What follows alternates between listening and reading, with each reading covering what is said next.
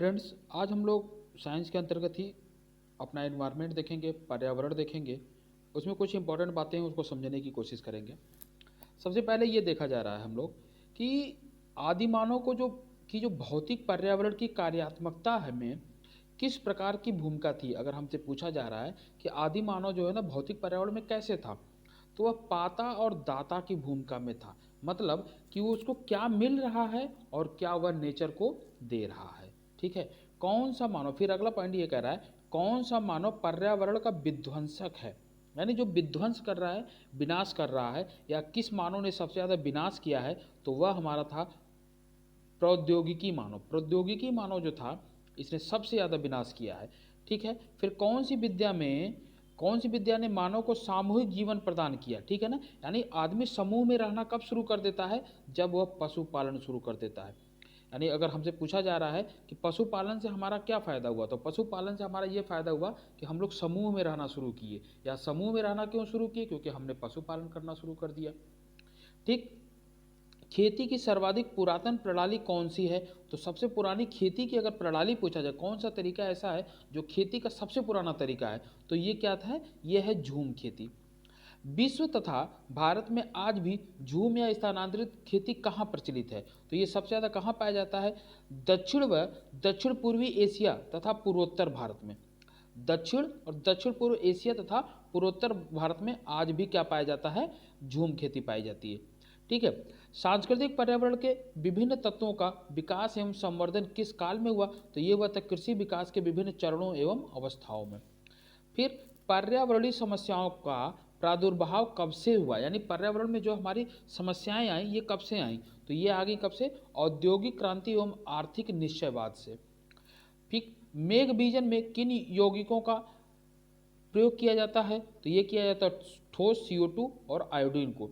ठीक है, क्लोरोफ्लोरोकार्बन के बाद ओजोन स्तर का दूसरा प्रमुख विध्वंसक कौन सा है, तो ये होता है नाइट्रोजन डाइऑक्साइड। यानी जो हमारा ओजोन लेयर है वह सबसे ज़्यादा नुकसान किसके थ्रू होती है, तो क्लोरोफ्लोरोकार्बन के कारण।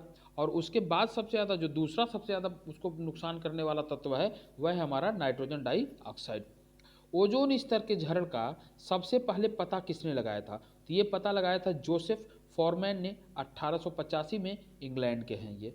अंतर्राष्ट्रीय हाइड्रोलॉजिकल दशक कब मनाया गया, तो ये मनाया गया था 1965 से 1975 तक। दशक पूछ रहा है ना। अपने स्थान पर शैलों तथा रिगोलिथ आवरण प्रस्तर के विघटन तथा वियोजन की प्रक्रिया को क्या कहते हैं, अपक्षय। यानी कुछ भी चीज का क्षय हो रहा है ना, वियोजन हो रहा है ना, खत्म हो रही है ना, तो उसको क्या कहते हैं, अपक्षय। अपक्षय कैसी प्रक्रिया है, तो ये क्या है, भौमिकीय प्रक्रिया है। टिकाऊ या स्थायी विकास की अवधारणा को सबसे पहले किसने प्रतिपादित किया था, तो इसको सबसे पहले प्रतिपादित किया था ब्रंटलैंड ने, जो कि कब किया था, 1987 में। ठीक है, फिर है स्थायी विकास के निमित्त संयुक्त राष्ट्र का सम्मेलन कहाँ आयोजित किया गया था, यानी स्थायी विकास के लिए सबसे पहला जो सम्मेलन हुआ था, ठीक है ना, संयुक्त राष्ट्र का संघ का, तो ये कहाँ हुआ था, जोहान्सबर्ग में हुआ। और कब हुआ, 2002 में। स्थायी विकास शब्द का पहली बार प्रयोग किया गया था, तो ये किसने किया था, ये किया था IUCN ने किया था अपने विश्व संरक्षण रणनीति के रिपोर्ट में। ठीक, द्वितीय पृथ्वी सम्मेलन की संज्ञा किस सम्मेलन को प्रदान की गई, यानी जो दूसरा पृथ्वी सम्मेलन हुआ था वो किस सम्मेलन को कहा जाता है, तो जोहान्सबर्ग सम्मेलन 2002 को द्वितीय पृथ्वी सम्मेलन कहा जाता है। ठीक है, टिकाऊ विकास के मुख्य 5 क्षेत्र कौन से हैं, टिकाऊ विकास के जो मेन 5 क्षेत्र कौन कौन से हैं, तो जल है, ऊर्जा है, स्वास्थ्य है, कृषि है तथा जैव विविधता है। भारत में गैर परंपरागत ऊर्जा स्रोत विभाग की स्थापना कब की गई, 1982, ये याद रखिएगा। गैर परंपरागत ऊर्जा स्रोत की डिपार्टमेंट जो है हमारे यहाँ इंडिया में कब बना है, वह बना है 1982 में। भारतीय नवीनीकरण ऊर्जा विकास अधिकरण की स्थापना कब की गई, तो ये हुआ था 1987 में। जीवों के पारिस्थितिकी कारकों का योग पर्यावरण है, यह कथन किसका है, यानी जीवों के पारिस्थितिकी कारणों का जो जोड़ होगा, योग यानी कलेक्शन जो है, उसी को क्या कहा जाता है, पर्यावरण। ये कहा था ए फिटिंग ने। पर्यावरणीय निश्चयवाद के प्रतिपादक कौन है, कार्ल रिटर हैं। संयुक्त राष्ट्र संघ ने वर्ष 2002 को किसका अंतर्राष्ट्रीय वर्ष घोषित किया, ये बहुत इंपॉर्टेंट क्वेश्चन बनता है, सतत विकास का, यानी कंटिन्यू हमको प्रोग्रेस करना है, कंटिन्यू डेवलपमेंट करना है। कब, 2002 को बनाया गया था। पारिस्थितिकी तंत्र में एक टिकाऊ जैव समूह क्या कहलाता है? तो ये कहलाता है इकोटोन या संक्रमण कहलाता है। इकोलॉजी शब्द मोस्ट इंपॉर्टेंट, इकोलॉजी शब्द का प्रयोग सबसे पहले किसने किया था? तो ये किया था अर्नेस्ट हिकेल ने किया था। पारिस्थितिकी की जनक किस संज्ञा किसको दी गई है? तो ये भी इन्हीं को कही गई है, अर्नेस्ट हिकेल को। यानी सबसे पहले इकोलॉजी शब्द किसने यूज किया? अर्नेस्ट हिकेल ने यूज किया। और अर्नेस्ट हिकेल को क्या कहा जाता है? ये फादर ऑफ पारिस्थितिकी। पारिस्थितिकी के अंतर्गत किसका पारस्परिक अध्ययन किया जाता है? तो ये किया जाता है वातावरण और जीव समुदाय, यानी हमारे चारों तरफ का जो हमारा एटमॉस्फेयर है और उसका हमारे ऊपर क्या इफेक्ट पड़ने वाला है। रंध्रों का खुलना और बंद होना किस पर निर्भर करता है? ये प्रकाश पे, यानी लाइट के हिसाब से ही जो पत्तियों के नीचे रंध्र पाए जाते हैं जिनको स्टोमेटा कहते हैं, वो खुलेंगे कि बंद होंगे, ये किसके ऊपर डिपेंड करेगा? लाइट के ऊपर। अल्पदीप्तिका पौधे कौन से होते हैं? अल्पदीप्तिका पौधे कौन से होते हैं? तंबाकू एवं सोयाबीन। ठीक है। फिर उसके बाद हम लोग देखेंगे कि छाया प्रिय पौधे कौन से होते हैं। छाया प्रिय पौधों का मतलब ये हुआ कि कौन से ऐसे पौधे हैं जो कम लाइट में डेवलप करते हैं या कम छाया, ज़्यादा छाया में रहते हैं। तो इनको हम लोग क्या कहते हैं? हेलियोफोब्स कहते हैं।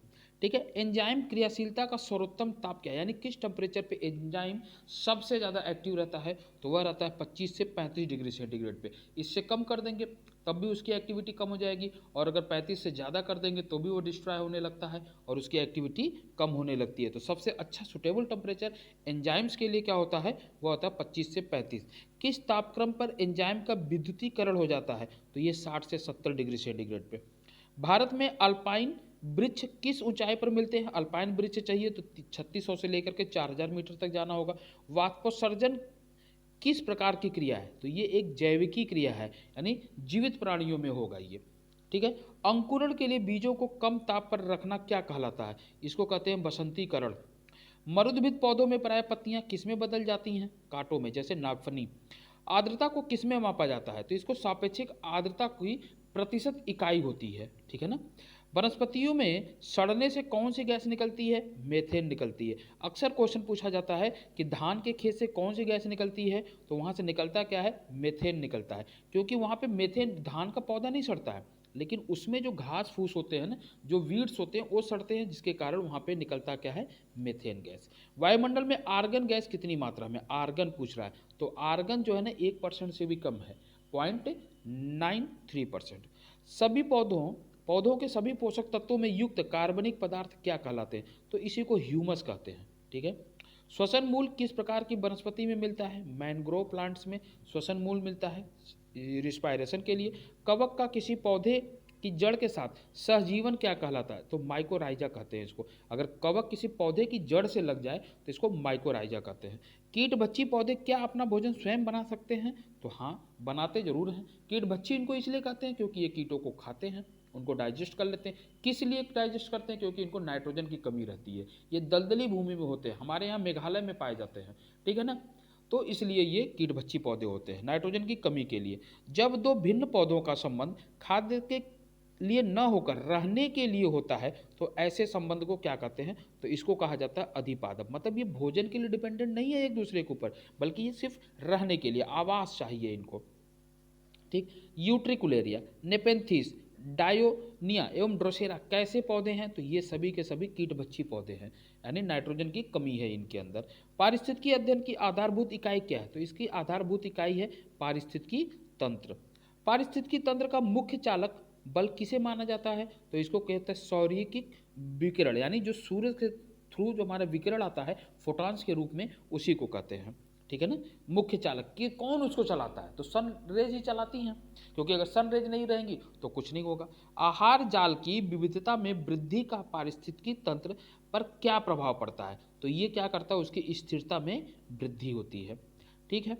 सामान्य पारिस्थितिकी तंत्र की स्थिरता किस क्रियाविधि द्वारा प्राप्त की जाती है या कायम रहती है? तो ये होती क्या है? स्व साम्यावस्थिक क्रियाविधि के द्वारा। ठीक है ना। किस प्रकाश रंग में प्रकाश संश्लेषण होता है? तो ये होता है लाल और नीला में, जिसमें से भी लाल में सबसे ज़्यादा होता है। ठीक है। ज़्यादातर लोगों को लगता है ग्रीन में होता है, ग्रीन में तो एकदम नहीं होता है। ग्रीन लाइट को तो हमारे पौधे एब्जॉर्ब ही नहीं करते हैं। प्रकाश संश्लेषण की क्रिया में CO2 तथा H2O का क्रमशः क्या होता है? तो देखिए CO2 का होता है अपचयन और H2O का होता है ऑक्सीडेशन, यानी CO2 का होता है रिडक्शन और H2O का होता है ऑक्सीडेशन। सभी उपभोक्ताओं में कौन सा गुण पाया जाता है? तो ये परपोषी होते हैं, उपभोक्ता हैं तो परपोषी होंगे क्योंकि ये अपना भोजन खुद नहीं बना पाते हैं। ठीक है। द्वितीयक उत्पादक किसे कहते हैं? द्वितीयक उत्पादक किसे कहते हैं? परपोषी उपभोक्ता जंतुओं को कहते हैं। वे जंतु जो दूसरे जंतुओं को शिकार करके अपना भोजन प्राप्त करते हैं उनको क्या कहते हैं? उनको कहते हैं प्रीडेटर्स। क्या कहते हैं? प्रीडेटर्स। कुछ जंतु शाकाहारी एवं मांसाहारी दोनों होते हैं, वे क्या कहलाते हैं? तो उनको सर्वभक्षी कहते हैं। प्रकृति का मेहतर किसे कहा जाता है? मेहतर का मतलब होता है स्कैवेंजर, जो साफ सफाई करता है, उसको क्या कहते हैं? अपघटक या कवक। जीवी एवं अजीवी घटकों में संबंध कौन स्थापित करता है? तो ये कौन करता है? अपघटक ही करते हैं, यानी जैविक और अजैविक के बीच की जो कनेक्टिंग लिंक है वो क्या है? अपघटक है। किसी भी पारिस्थितिकी तंत्र में एक निश्चित समय में अजीवी पदार्थ की मात्रा को कौन सी संज्ञा प्रदान की जाती है? तो इसको कहा जाता है खड़ी अवस्था। ठीक है। खाद्य श्रृंखला में ऊर्जा का प्रवाह किस दिशा में होता है? तो ये ऊर्जा का प्रवाह कभी भी होगा तो यूनिडायरेक्शनल होगा, यानी एक ही दिशा में होगा, क्योंकि एक प्रोड्यूसर होगा एक कंज्यूमर होगा। ठीक है, तो ये हमेशा एक ही दिशा में होगा। और पारिस्थितिकी तंत्र की विचारधारा को कार्ल मोबिस तथा फोर्स ने क्या संज्ञा दी है? तो इसको कार्ल मोबिस ने कहा है बायोसिनोसिस और फोर्स ने कहा था माइक्रोकोम्स। एटीपी किस क्रिया द्वारा ऊर्जा मुक्त करती है? तो जलीय अपघटन द्वारा। ठीक है ना। प्रत्येक पोषण तल पर कितने प्रतिशत ऊर्जा जैविक क्रियाओं में उपयोग कर ली जाती है? तो ये 90% जो है ना उपयोग कर ली जाती है, और जो 10% होता है यही ये अगले स्टेज में ट्रांसफ़र की जाती है। यानी एक स्टेज से दूसरे स्टेज में अगर कभी हमसे पूछा जाए कितनी एनर्जी ट्रांसफ़र होती है, तो सिर्फ और सिर्फ 10% होती है। अब बाकी 90% क्या होती है? वह उसी स्टेज में उसको एब्जॉर्ब कर ली जाती है, कंज्यूम कर ली जाती है। एक वृक्ष के पारिस्थितिकी तंत्र का संख्या पिरामिड कैसा होगा? उल्टा होगा। वह हमेशा उल्टा होगा। क्यों उल्टा होगा? क्योंकि उसमें पौधा एक होगा, उसमें जो होता है ना ऐसे पौधा एक होगा, यानी ये मिनिमम होगा, और उसके ऊपर डिपेंडेंट होने वाले लोग ज़्यादा होते चले जाएंगे, इसलिए कैसा होगा? हमेशा उल्टा होगा। ठीक है। फिर देखिए, एक तालाब के पारिस्थितिकी तंत्र का जीवभार कैसा होगा? ये भी उल्टा होगा।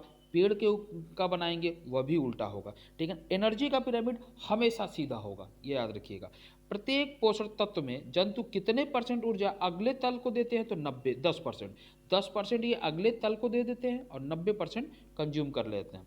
प्रकाश संश्लेषण क्रिया में ऊर्जा का रूपांतरण किस रूप में होता है? तो ये होता है रासायनिक ऊर्जा के रूप में। और मृत जीवी खाद्य श्रृंखला को क्या कहते हैं? तो इसको कहते हैं डेट्रिटस कहते हैं। ठीक है।